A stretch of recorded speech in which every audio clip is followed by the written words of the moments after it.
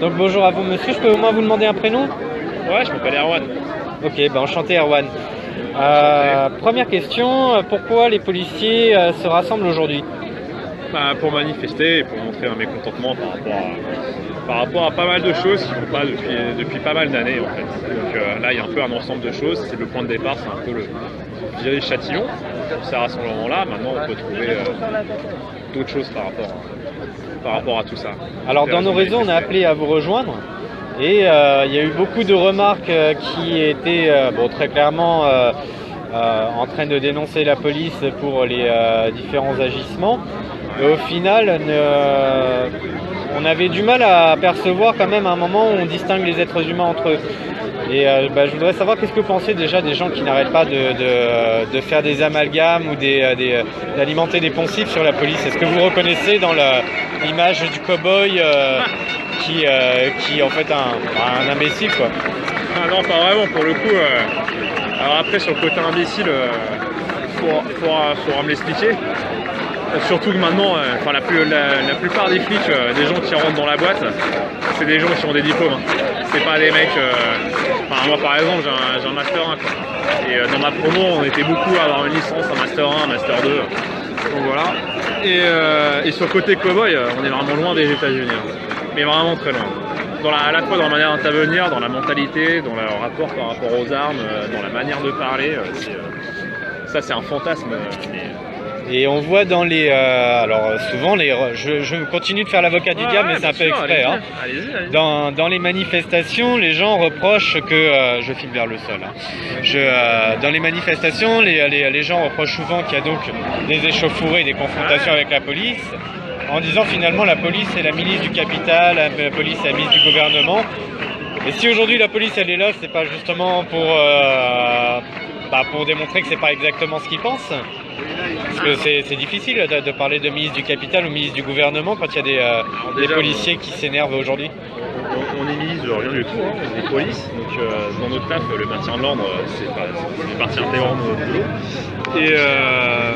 Et qu'est-ce que j'allais dire? Et surtout, en fait, dans les manifestations, parce que cette année, il y en a beaucoup qui ont dérapé, ces dernières années, quasiment toutes les manifestations ont dérapé. Ouais. Et faut bien comprendre pourquoi ça dérape, quoi. C'est pas nous qui allumons les mèches.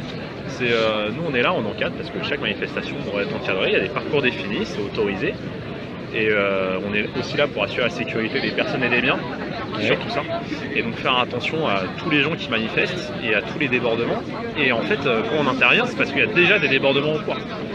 Mais sinon on n'est pas là à provoquer les gens, on n'est pas là, donc voilà. Et après souvent en fait on attend longtemps. On attend vraiment longtemps et il y a déjà du bordel avant d'intervenir. C'est pas nous qui commençons les choses, quoi. Donc quand on nous jette des pavés, quand on commence à nous jeter des pneus incendiés ou à vous donner des coups dans les boucliers, voilà. Ouais, ça s'est passé régulièrement, voilà. Quand on va à un hôpital à Necker, parce que pour le coup j'y étais. Ouais. C'est un peu normal qu'on agisse, qu'on réponde. Et en plus, face à des pavés envoyés, on répond avec de la lacry, quoi. Donc ça va, quoi. C'est cool. C'est cool.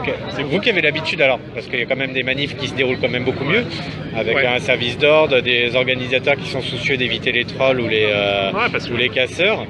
À Nuit debout, est-ce que vous aviez eu des échos comme quoi on cherchait à faire du relationnel avec les organisateurs pour essayer de leur faire comprendre que les casseurs c'était peut-être pas pertinent de les laisser entrer?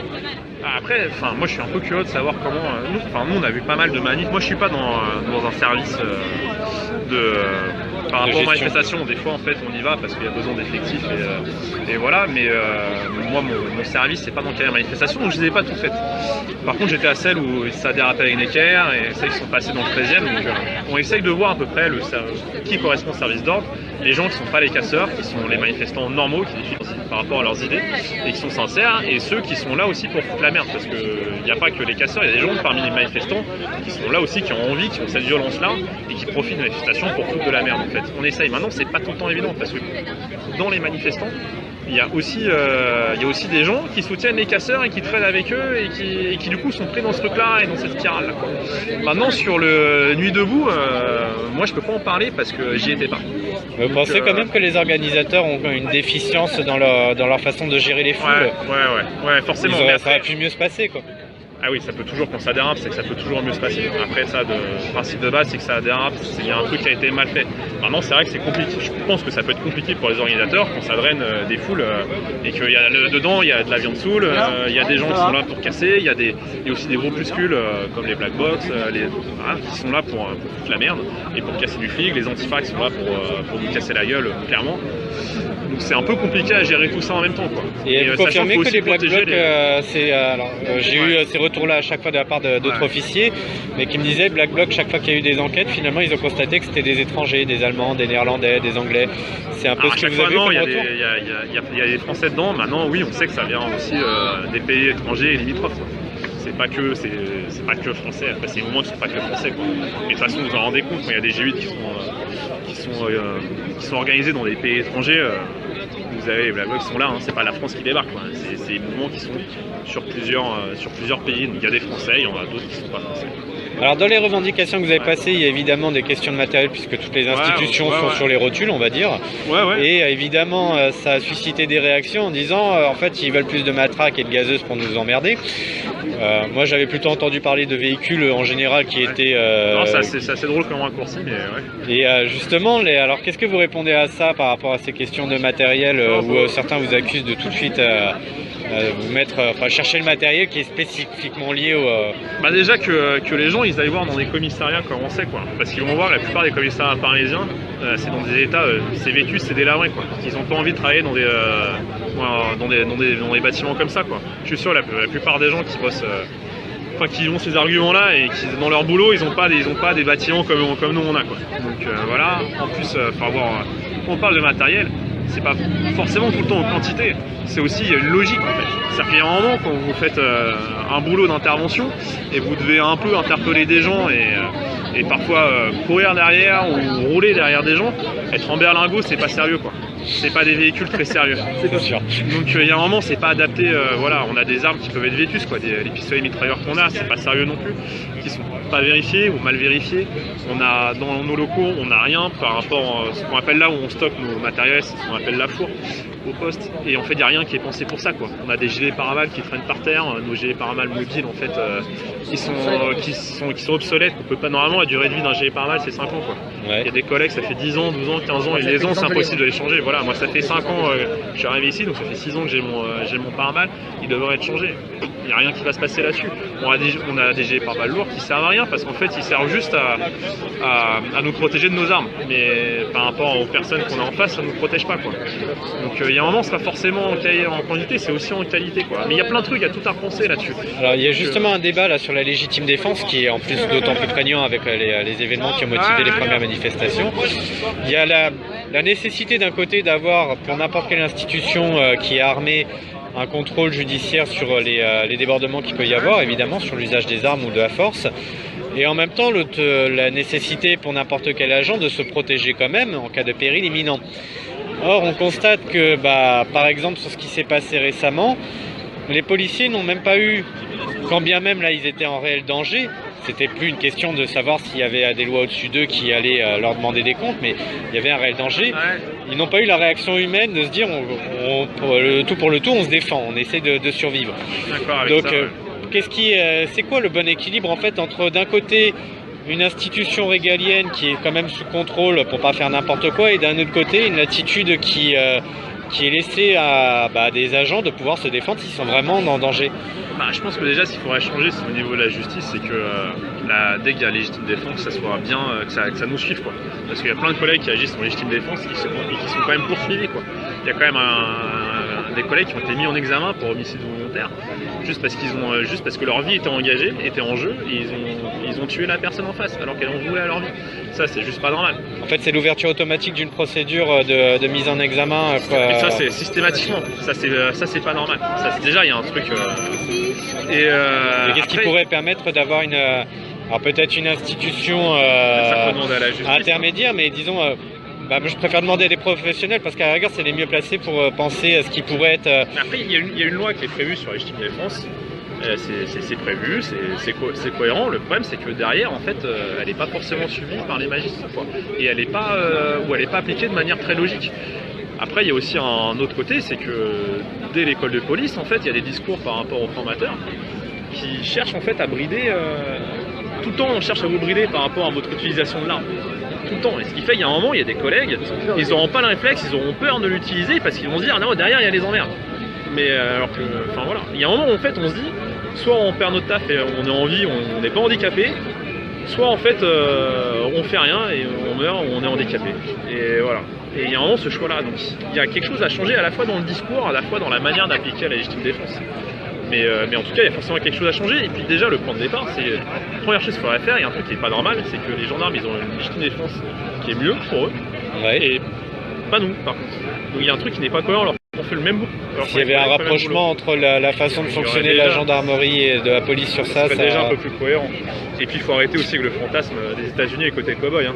On n'est pas du tout, ça n'a rien à voir. C'est pas du tout la même logique, c'est pas la même police, exactement. On est à deux extrêmes, et puis les États-Unis, il faut arrêter avec cet argument-là qui est vraiment bidon, parce que c'est un pays qui s'est construit avec une culture des armes qu'on n'a pas. La culture des armes qu'on a eue, sur laquelle on s'est construit, c'est des armes blanches avec des épées. Eux, c'est direct les armes à feu. Ils ont des gens qui sont tout le temps armés, puisque les armes sont en libre service. Donc c'est normal, à la limite, leur manière, leur conception de manier l'arme chez eux. Mais nous, c'est pas du tout ça, quoi. On n'a pas ça. Et on veut même pas les États-Unis, on veut même pas être ça, quoi. Parce que ça nous correspond pas, ça nous parle pas. Mais juste avoir. Donc en fait, quand il y en a qui pensent que vos revendications seraient de nature à justement américaniser la police, ils sont à milieu de ce que. Je pense qu'à la fois, ils savent pas ce qu'est la France, ce qu'est la police française, ils savent pas ce qu'est la police américaine et les États-Unis, quoi. Il y a vraiment. Voilà. Et vous, en tant que policier, est-ce que vous avez conscience que, faisant partie d'un corps régalien de l'État, lorsque la police, pour la première fois, surtout sans appui syndical ou partisan, mais défie l'autorité politique, parce que vous réclamez apparemment quand même que Jean-Marc Falcon soit évincé, et j'ai entendu aussi dans vos cortèges, clairement, Cazeneuve et Hollande sont aussi priés quelque part de... c'est une manifestation classique. Hein. Quand la loi travail, ça manifeste pour la loi travail, ça demande à El Khomri de dégager. Hein. Donc après, ça, c'est des trucs plus classiques. Et vous allez quand même essayer de tenir sur ces revendications-là, parce que pour moi, c'est les plus révolutionnaires. En tant qu'activiste, je sais que c'est ce qui est le plus révolutionnaire, que les corps régaliens dénoncent l'autorité de... Après, dans 8 mois, il y a un vote qui va se dérouler, donc voilà, je pense que... Vous pensez que ça va changer quelque chose? Non, mais il y en a qui seront plus en place, je pense, dans 8 mois, d'ici là.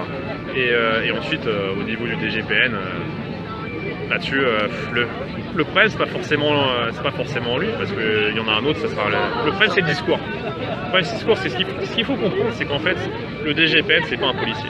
C'est un mec qui sort de grandes écoles. Qui a été nommé par voilà. Et c'est un poste politique, c'est un mec qui est sorti de grandes écoles, qui a fait le concours de commissaire, qui est monté, qui a aucune vision de la police, c'est pas ce que c'est la police. Il a jamais fait un tour dans un véhicule de police, il a jamais menotté quelqu'un, il a jamais palpé quelqu'un. Après, c'est un poste politique, donc il a quelqu'un au-dessus de lui qui lui dit de freiner ça, et donc il sort une connerie. Et il sait pas ce que c'est un policier, donc il sort des grosses conneries, quoi. Et est-ce que dans une réforme institutionnelle, vous seriez favorable à ce que, excusez-moi, la hiérarchie policière émane du bas, c'est-à-dire elle soit... oui, forcément. Il y a vraiment il y a une ascension verticale dans le boulot. Ouais. C'est-à-dire c'est vous qui seriez concerté en disant quel est selon vous le meilleur collègue en gros qui mériterait de partir vers un poste à responsabilité. Oui, ou que ça soit juste qu'il y ait certains concours, que ce ne soit pas des gens de l'extérieur qui ont fait des grandes écoles qui les passent, mais juste des policiers déjà. Ça serait pas mal. Et des gens qui ont commencé gardien ou officier, ça serait bien. Je discutais tout à l'heure de la police de proximité avec l'un de vos collègues qui disait qu'il avait été satisfait à l'époque où ça avait été positionné. Ouais. Vous, de votre côté, vous trouvez que c'était... alors peu importe comment ça avait été mis en place, est-ce que vous pensez que c'était quelque chose qui permettait réellement une amélioration des relations entre la police et puis les citoyens? J'en sais rien, parce que ce qu'on appelle police de proximité, c'est ce que les îlotiers avant, franchement, je sais pas, je l'ai pas connu. Donc je peux pas dire que c'était mieux avant alors que je l'ai pas connu. Moi je connais la police depuis 6 ans et je vois que ça se dégrade depuis 5 ans, 6 ans, ça se dégrade vraiment, à la fois dans les discours, à la fois au niveau de la justice, à la fois dans les missions qu'on fait et dans le matériel. je peux pas vraiment parler avant, quoi. Après, ce serait parler pour parler, donc je vais pas dire de conneries non plus. Alors je vais avoir deux dernières petites questions. Ouais, bien sûr. Ça, je suppose que bon, alors il y a des cons comme partout dans la police, c'est ce que j'essaie À d'expliquer l'image de aux la gens. société derrière. Hein. Voilà.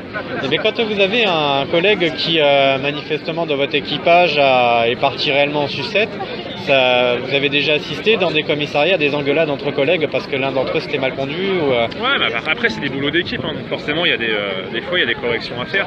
Et puis c'est un boulot, on est voit faire les erreurs, et donc quand on fait des erreurs, faut en parler pour essayer de pas les refaire. Ouais, des fois c'est simple, hein, on se met des tirs, on s'engueule, on se parle, on essaie de se corriger. Quand il y a vraiment des choses qui vont pas ou des collègues sont vraiment à la rue, on les met à l'écart. Il y a des rapports qui sont faits, on avise la hiérarchie. La hiérarchie des fois se rend compte aussi. Et donc après, il y a des gens qui sont pas, tout le monde n'est pas fait pour être sur le terrain. Pour pas repos, ils sont pas surtout sur le terrain, mais le 2/3 des policiers, hein, ils sont dans des bureaux, dans des bureaux. Après c'est pas négatif, hein, parce que il y a des postes administratifs, mais il y a des postes d'investigation, enquêteurs, c'est dans les bureaux, c'est pas sur le terrain. Donc, voilà. Mais tout le monde n'est pas fait pour être sur le terrain et être au contact des gens, à faire des interpellations, voilà. Donc quand il y en a qui sont pas à leur place, faut essayer un peu, parce que ça peut être dangereux pour tout le monde, à la fois pour les gens dehors, à la fois pour nous. Donc voilà, on essaye d'en parler, on essaie de faire quelque chose. Et dernière question pour vous embêter. J'ai vu dans vos revendications aussi que vous étiez saoulé honnêtement par les longueurs de procédure que vous devez vous taper. Clairement, je suis bien placé pour savoir de quoi vous parlez puisque j'ai déjà été en audition pour une affaire de décrocheur. Et donc qu'est-ce qui pourrait être fait à votre avis avec votre expérience professionnelle pour raccourcir ces procédures-là? Alors c'est clair qu'en France, dans l'administration française, en général, je pense qu'il y a un souci avec le papier. C'est trop long, il y a trop de papier, il y a trop de choses à faire. Il faut bien voir que dans une procédure judiciaire, en fait, quoi qu'on fasse, dès qu'on fait quelque chose en fait dans une enquête, on doit l'acter, quoi. Mais c'est un procès verbal à part, particulier, donc ça donne des procédures énormes. Par exemple, pour un petit vol à l'étalage, la personne elle va se retrouver avec une procédure comme ça.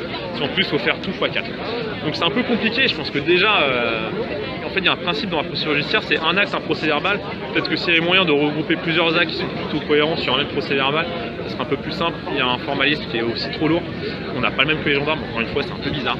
Ouais. C'est parce que c'est les mêmes juges qui ont les mêmes procédures, mais pourtant avec les gendarmes, on a des logiciels informatiques et des formalistes qui sont différents. Donc c'est un peu, c'est pas très cohérent. Ouais, alléger ça. Il y a. Après, je peux officier de police judiciaire. Hein, un enquêteur et un officier de police judiciaire, c'est plus simple, c'est pas plus à même de répondre que moi. Mais d'après ce que je vois ou ce que je peux faire, déjà il y a forcément moyen d'alléger, faire moins de papier, plus informatiser les choses et d'aller plus vite parce que ce qu'on fait c'est trop lourd, c'est trop chiant et c'est pas tout le temps cohérent. D'accord. Voilà. Toute dernière question, est-ce que vous avez un mot à dire à tous les gens qui considèrent qu'on n'a que des gens d'extrême droite ici ou des gens qui sont la ministre du capital ou enfin les poncifs dans ce genre-là? Est-ce que vous les invitez à venir et se rendre compte par eux-mêmes que... Juste de parler avec des policiers serait déjà pas mal, a priori. Ils vont pas les manger. Bien, et puis c'est bien d'essayer de sourire aux autres et d'être tolérant dans la vie, quoi. Ça évite de dire des conneries comme ça derrière. D'accord. Voilà. Je vous remercie beaucoup. Je vous en prie. Et puis passez une bonne journée, bon courage à vous. Merci, vous aussi. Au revoir. Je reviendrai pour un autre